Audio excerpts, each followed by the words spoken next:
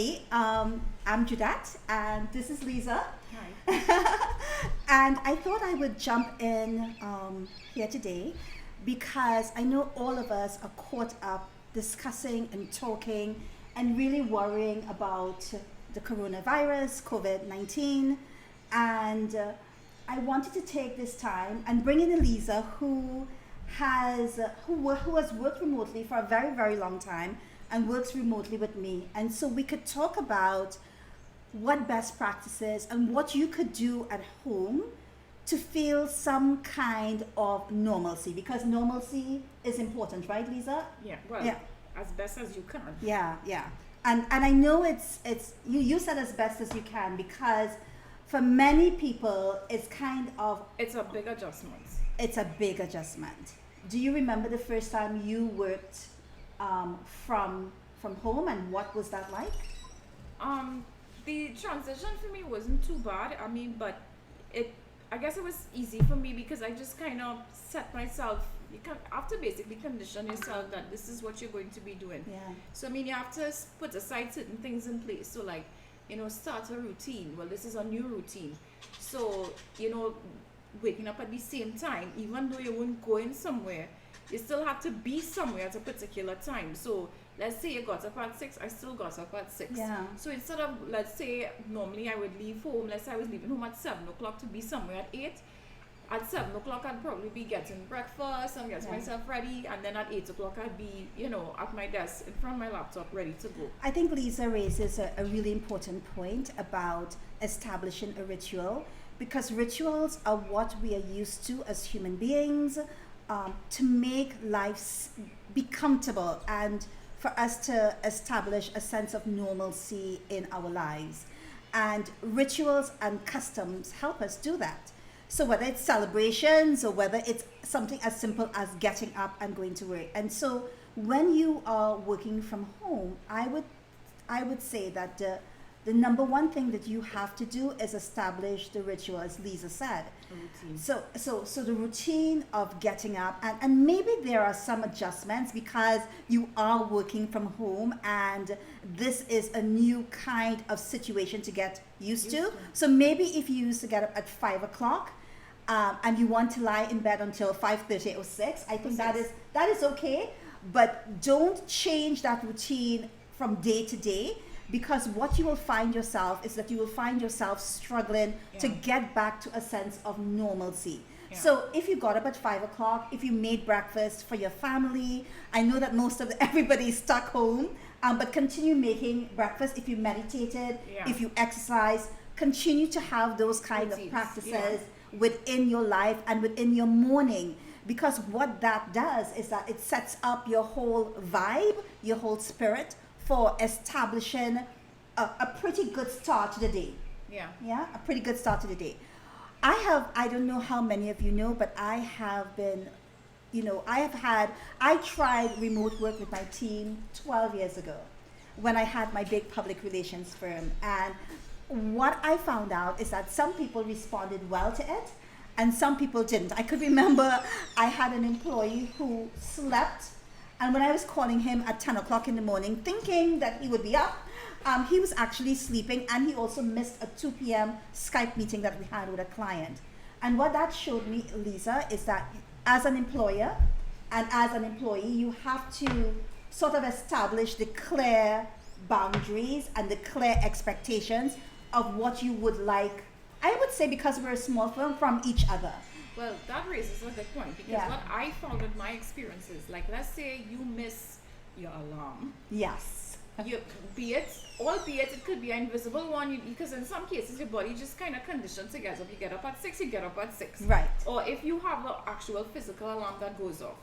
Now what I have found is, if you miss that alarm, and let's say, okay, you kind of laze around and 8 o'clock past, 9 o'clock past, you find that the later you start, when it reaches a certain hour, you tell yourself, you know what, maybe I'll just skip today and I won't bother. Yeah. But you can't. And you can easily fall into that trap because you're home, you Right. know? But I think that, and you're unsupervised. Right. So it's not like, especially if it's a situation of you have a deadline and there's nobody to, like, as opposed to the office where, you know, there are people around and that kind of thing. You know you have a deadline, yes, but then you'd be very sluggish about it, to the point where sometimes you miss the deadline because of you Right. get caught And up so in that brings me back to the point about setting expectations Patience. between or amongst the employer and employees. Because for some employers, it might be perfectly fine to say, these are the projects, I want you to do them on Tuesday, and you can set your agenda. Right. So that means you can get up at 12 o'clock and you could work till midnight, 1 o'clock in the morning on, as long as the expectation is that when the employer demands the projects or the work the next day, you can't say that you didn't do it, right? Right. And then there are some employers who expect that, okay, you're going with the rhythm of the work day. So work starts at 9, 10, 8 o'clock, you're going with that rhythm. So I think really when you're working from home, it's really important that you have that discussion to understand, are you going to be project-based for the day, or are you going to be time-based for the day at work?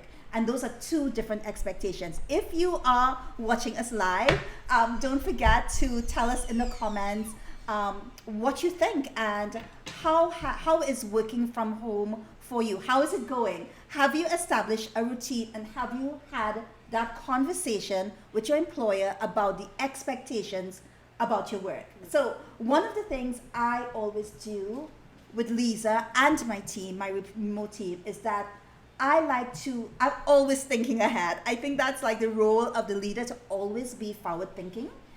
And so at the end of the day, we kind of always discuss. So Aslam knows, Raul knows, RK knows, Alicia knows, everybody knows what they are supposed to deliver. They know what they're supposed to deliver for the next day.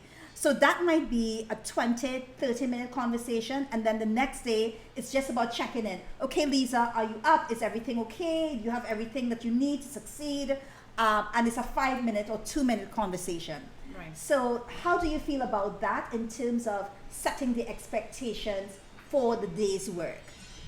I think that is important because, again, it helps with your routine.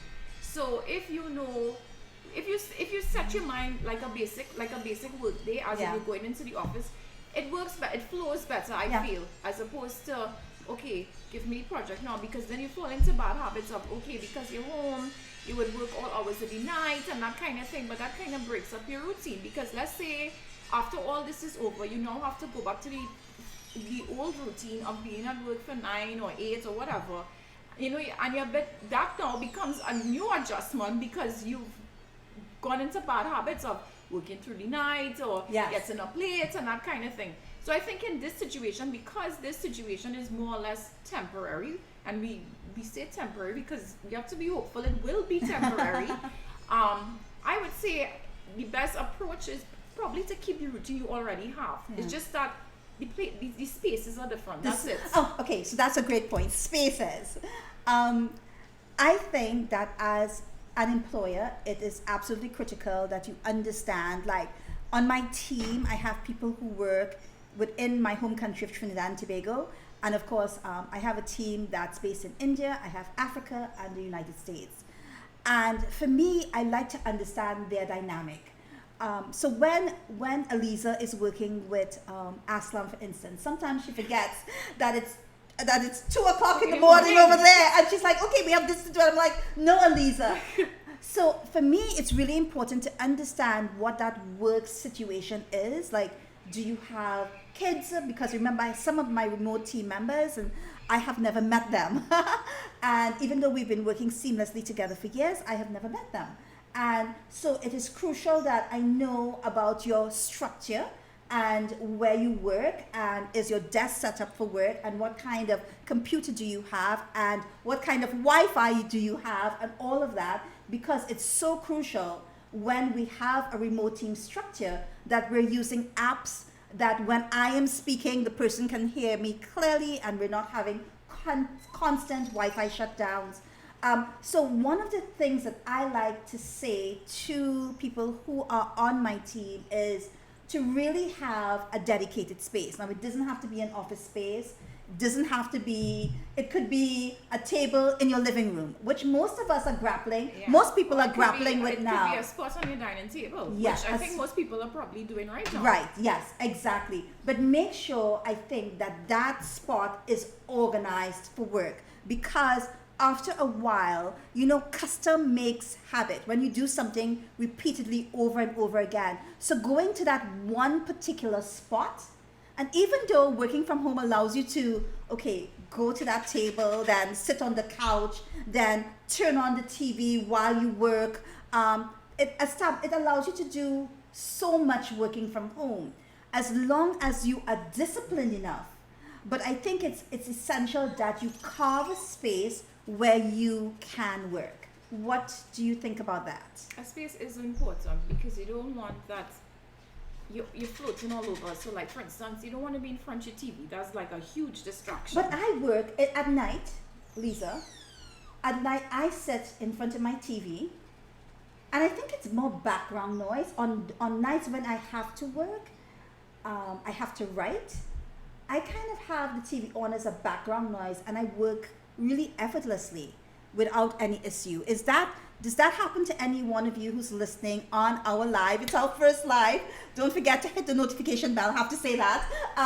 But I find you really have to know who you are, and you have to know self-awareness is so important. It's important because sometimes, well, I know I can't do it. I can't sit in front of the TV and work. I can't do that. Some may be able to do it. I can work with music though, so a radio is fine for me. Yeah. I can do the radio, but I can't do the TV. I'll get caught up and involved, and everything will fall off. Yeah. But it is important to understand that The space. So, is it constructive for work? Is it because, let's say, you may not be home alone, so it might be at your children, or let's say you live with your parents, or whoever you live with. Yeah, and now people are home, Yeah, right? So children are home. Children are home. So is it that wherever the space is, it's like center stage, so that everything happens around your space, then that could be a distraction as well.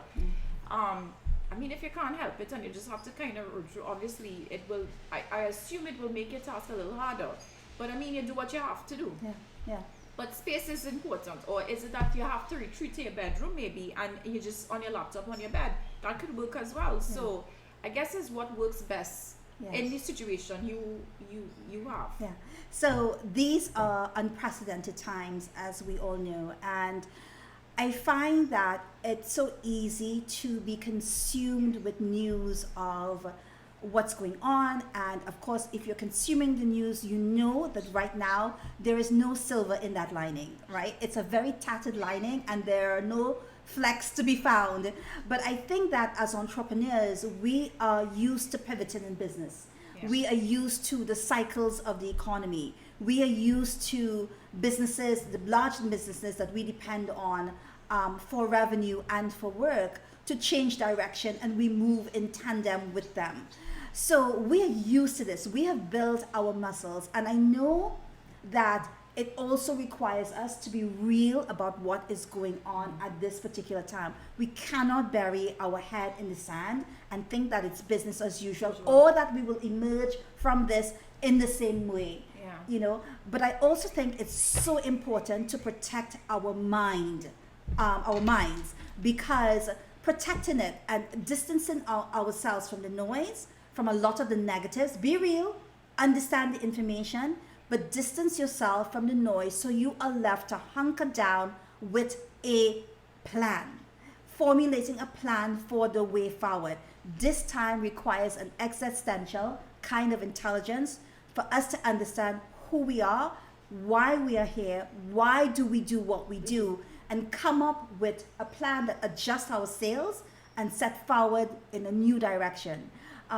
So let me know if this was at all useful for you. If you're watching this later, I would really love if you would share what is your struggle at work. I mean, working from home, and because we know it's not easy for many of you out there. So thank you so much for watching. This was our first live, so we were kind of a little tense, if I may if I may say so. But please subscribe. I blog or vlog on entrepreneurship and lifestyle every single week, so twice a week with bonus in between. So consider showing up on Monday, a bonus, and don't forget to turn on the notification bell so that you can get notified when we release a video, whether it's live or not. Thank you so much for watching, and enjoy the rest of your day. Bye. Take care.